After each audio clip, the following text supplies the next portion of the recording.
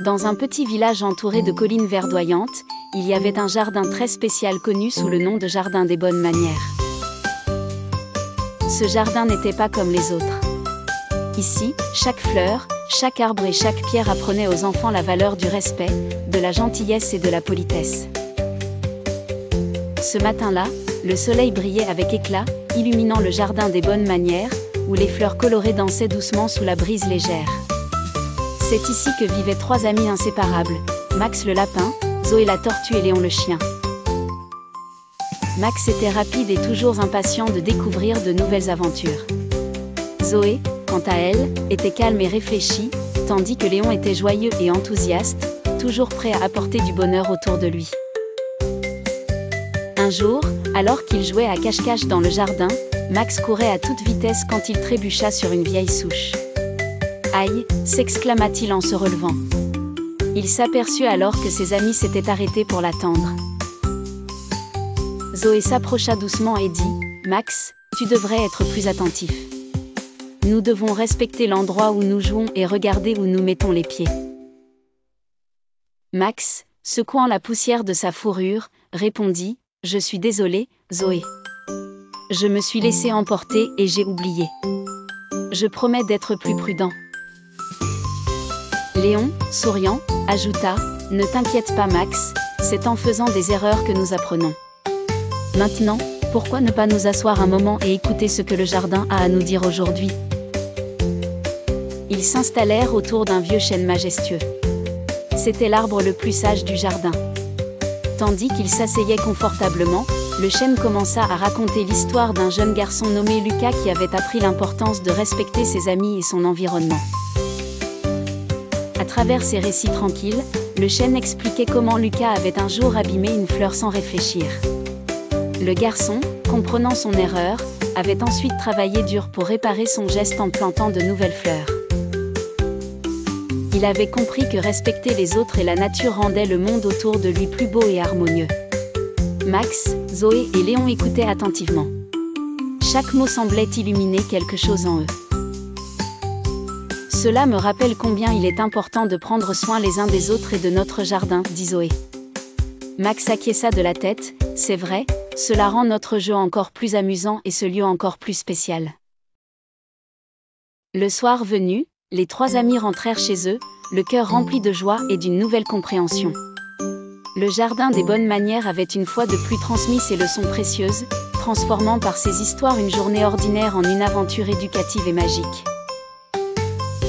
Le secret du jardin des bonnes manières n'était pas seulement dans sa beauté, mais dans les trésors de sagesse qu'il partageait avec ceux qui prenaient le temps d'écouter et d'apprendre.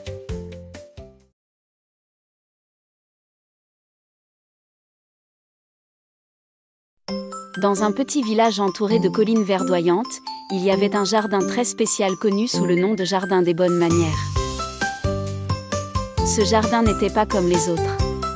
Ici, chaque fleur, chaque arbre et chaque pierre apprenait aux enfants la valeur du respect, de la gentillesse et de la politesse. Ce matin-là, le soleil brillait avec éclat, illuminant le jardin des bonnes manières, où les fleurs colorées dansaient doucement sous la brise légère. C'est ici que vivaient trois amis inséparables, Max le lapin, Zoé la tortue et Léon le chien. Max était rapide et toujours impatient de découvrir de nouvelles aventures. Zoé, quant à elle, était calme et réfléchie, tandis que Léon était joyeux et enthousiaste, toujours prêt à apporter du bonheur autour de lui.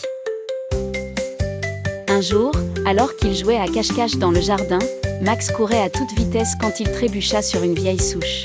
« Aïe !» s'exclama-t-il en se relevant. Il s'aperçut alors que ses amis s'étaient arrêtés pour l'attendre. Zoé s'approcha doucement et dit « Max, tu devrais être plus attentif. Nous devons respecter l'endroit où nous jouons et regarder où nous mettons les pieds. » Max, secouant la poussière de sa fourrure, répondit « Je suis désolé, Zoé. Je me suis laissé emporter et j'ai oublié. Je promets d'être plus prudent. » Léon, souriant, ajouta « Ne t'inquiète pas Max, c'est en faisant des erreurs que nous apprenons.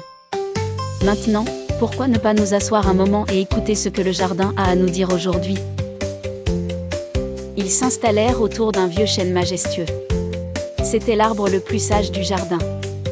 Tandis qu'il s'asseyait confortablement, le chêne commença à raconter l'histoire d'un jeune garçon nommé Lucas qui avait appris l'importance de respecter ses amis et son environnement.